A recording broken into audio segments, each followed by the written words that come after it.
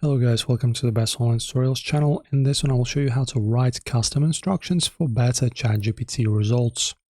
So if you want to customize your ChatGPT for yourself, you can add kind of like tags after a comma that I will show you now, and the AI will know what you want much better and give you results and answers with much more accuracy. So just click on your profile picture here on the bottom left and go to settings. After that, navigate to personalization, and here you go. There you have your field with custom instructions.